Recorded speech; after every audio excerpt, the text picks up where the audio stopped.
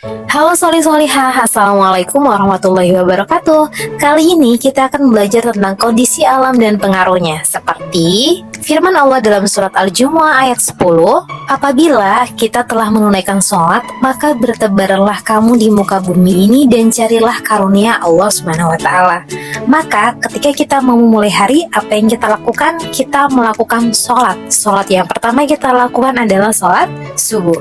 Setelah sholat subuh, pasti kita sebagai seorang muslim, kita sudah merencanakan kegiatan apa saja yang akan kita lakukan selama seharian. Dan setelah kita akan berterbaran di muka bumi ini, maka tujuannya apa? Tujuannya adalah untuk mencari karunia Allah. Jadi, segala sesuatu yang kita cari di muka bumi ini, tujuannya cuma untuk mencari karunia dan kasih sayang dari Allah Subhanahu wa Ta'ala. Seperti yang akan kita pelajari hari ini. Kenapa mata pencarian penduduk tiap daerah itu berbeda? Karena di setiap daerah memiliki kenampakan alam yang berbeda-beda, sehingga hal itu mempengaruhi pekerjaan di setiap daerahnya. Misalnya, coba perhatikan kenampakan alam berikut ini. Penduduk yang tinggal di pantai cenderung akan bekerja sebagai nelayan, petani tambak, petani garam, pengrajin, dan juga pedagang. Sedangkan penduduk yang tinggal di dataran rendah, mereka akan menjadi petani, buruh, pedagang, dan juga peternak. Dan penduduk yang tinggal di dataran tinggi, mereka bekerja sebagai pedagang, peternak, petani, dan pekerja di perkebunan. Selain berdasarkan kondisi alam,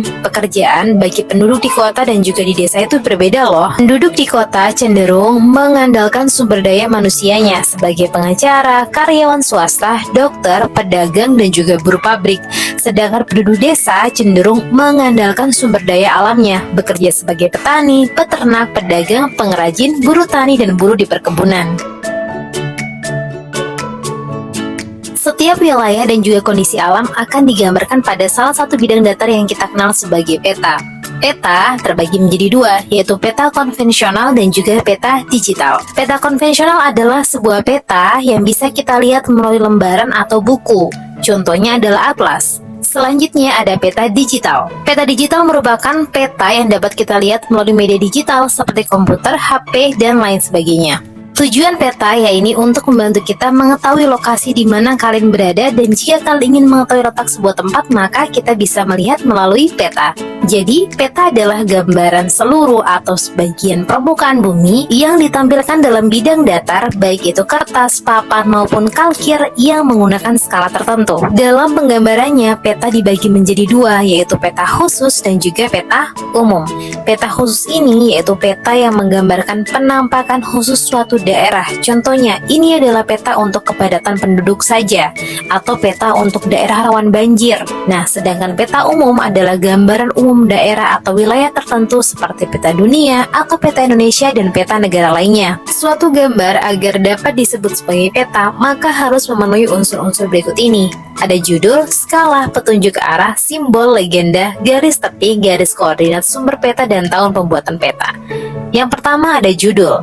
Judul merupakan identitas peta yang terletak di bagian atas yang berguna untuk mengetahui identitas peta tersebut.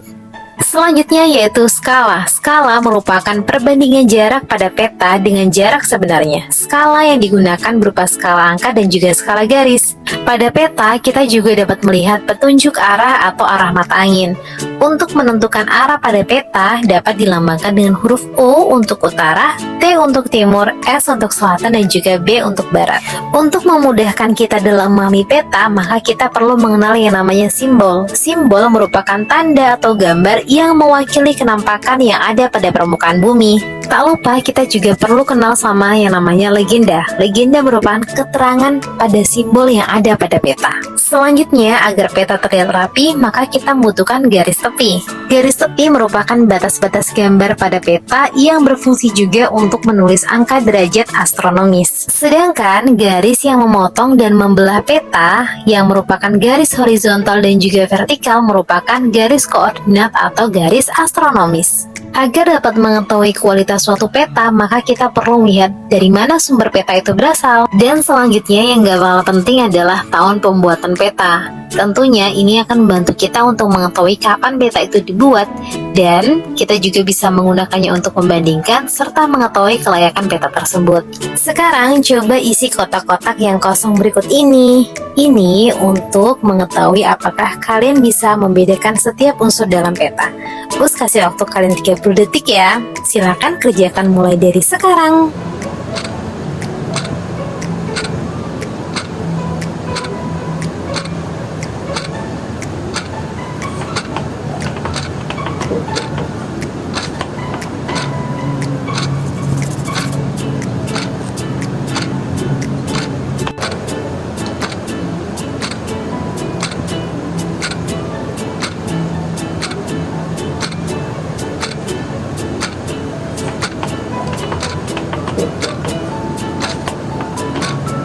Nah, sekarang coba kita cocokkan jawabannya ya.